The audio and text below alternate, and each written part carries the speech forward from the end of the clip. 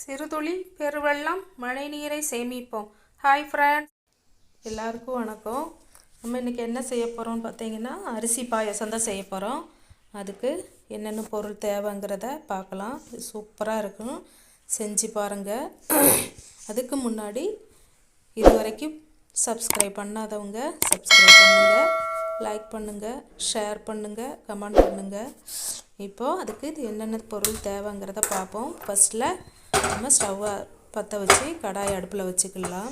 இப்போ பார்த்தீங்கன்னா இதில் நல்லா சூடாகணும். சட்டி கடாய் நல்லா சூடாகிட்டே இருக்கட்டும். ஒரு 5 நிமிஷம் சூடாகட்டும். அதுக்கு முன்னாடி நம்ம பார்த்தீங்கன்னா அரிசி கழுகி எடுத்துக்கலாம். இது பார்த்தீங்கன்னா நம்ம சீரக சம்பா அரிசி தான், பச்சரிசி. இது நான் என் கைக்கு 2 கைப்பிடி எடுத்திருக்கேன். அதாவது கப் அளவு சொன்னோம்னா ஒரு அரை கப்பு அளவுக்கு அந்த கிண்ணத்தில் பாதி தான் எடுத்திருக்கேன். இதை நல்ல ஒரு 2 தண்ணி ஊற்றி அலசிட்டு நாம் இதை வறுத்து எடுத்துக்கலாம். ஏன்னா வறுத்தது பிறகு நம்ம கழுக முடியாது, கழுகிட்டு பொடிக்க முடியாது, அது நல்லா இருக்காது. இந்த மாதிரி நம்ம கழுகிட்டு சீனி சட்டி நல்லா அந்த வடை சட்டி சூடாக இருக்கிறதுனால நம்ம அதில் போடும்போது அரிசி ரொம்ப ஊறாது. இந்த மாதிரி நம்ம வறுத்தோன்னு சொன்னால் நல்லா அது பொரிஞ்சு வரணும். அந்த பொரிஞ்சு வர டைமில் நம்ம ஆஃப் பண்ணிக்கலாம். பாருங்கள், அந்த அரிசி எடுத்து நம்ம உடச்சி பார்க்கும்போது நம்ம கடிக்கும்போது நமக்கு தெரியும். அந்த மாதிரி இருக்கும், நல்லா கடுக்குன்று இருக்கும். அந்த டைமில் நம்ம ஆஃப் பண்ணிக்கலாம். இப்போ பார்த்திங்கன்னா அரிசி நல்லா பொரிஞ்சு வந்துருச்சு. இதை விடையும் இன்னும் கொஞ்சம் கலரு சிவப்பாக வறுக்கணும்னு நினைக்கிறவங்க வறுத்துக்கலாம். நான் இந்த பக்குவத்தில் நான் எடுக்கிறேன். இது கொஞ்சம் ஆறட்டும்.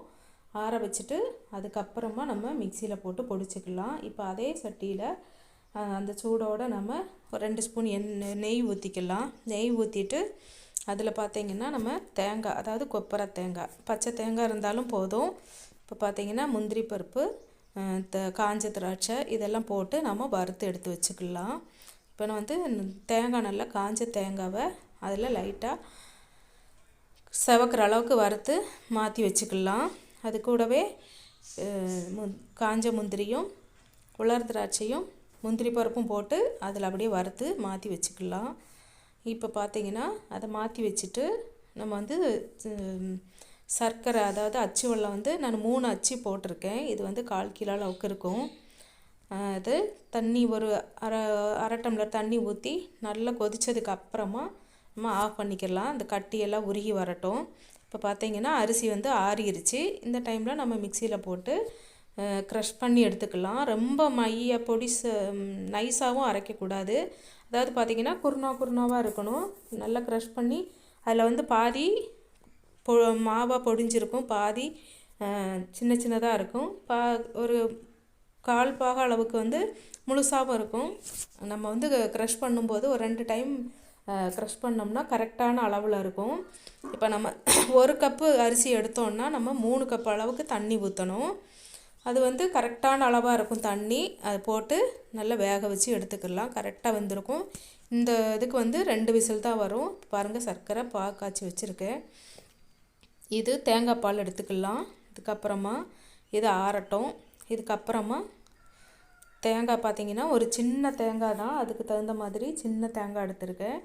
இதில் இந்த தேங்காய் உடச்சி இதோட பால் எடுத்துக்கலாம்.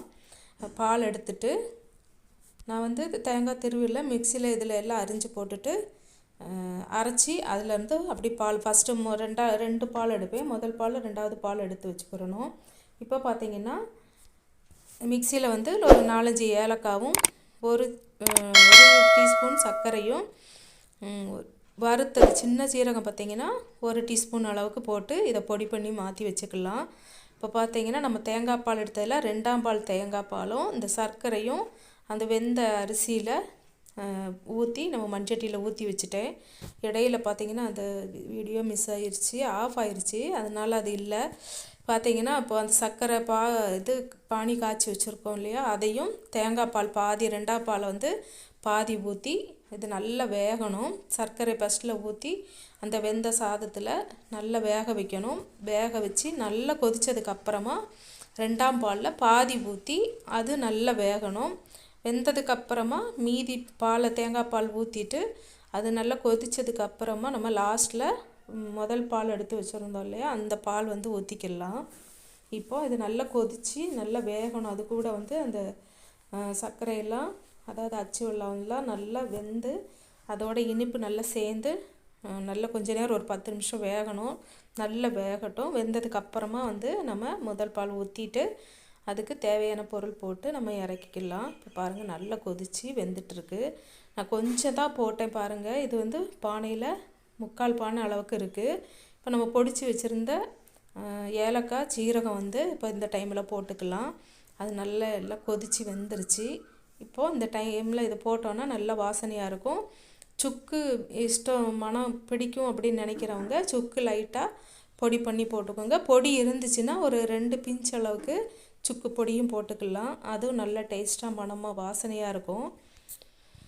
இந்த டைமில் நல்லா கொதிச்சிருச்சு பாருங்கள். அதெல்லாம் போட்டு கொதிச்சிருச்சு. இப்போது முதல் பால் வந்து நம்ம ஊற்றி ரொம்ப கொதிக்க விடக்கூடாது. ஒரு கொதி வந்த உடனே நம்ம ஆஃப் பண்ணிடணும். ஏன்னா இது மண்சட்டியில் செய்கிறதுனால இது கொதிச்சிட்டே இருக்கும். அதனால இதில் நம்ம அடுப்பில் வந்து ரொம்ப நேரம் கொதிக்க வைக்க தேவையில்லை.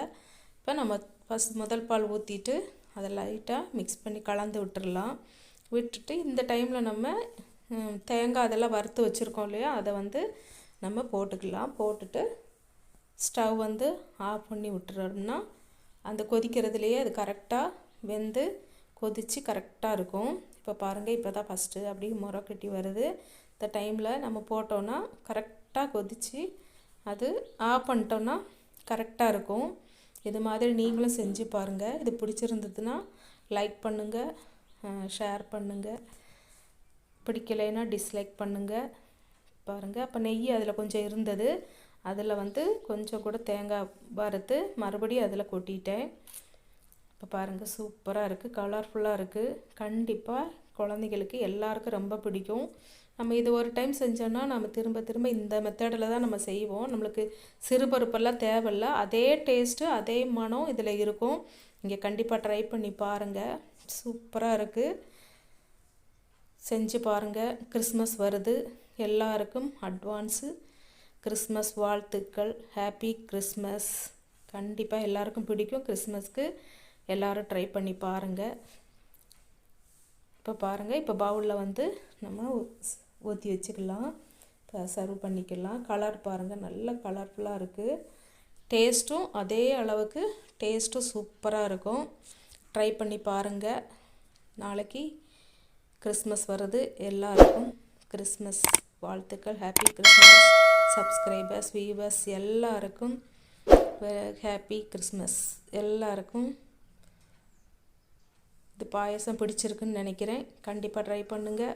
இது வரைக்கும் நிறைய பேர் சப்போர்ட் பண்ணியிருக்கீங்க. இதுவும் சப்போர்ட் பண்ணணும். பாருங்கள், சூப்பராக இருக்குது. நமக்கு ஸ்பூனில் கோரும் போதே கரெக்டாக இருக்குது.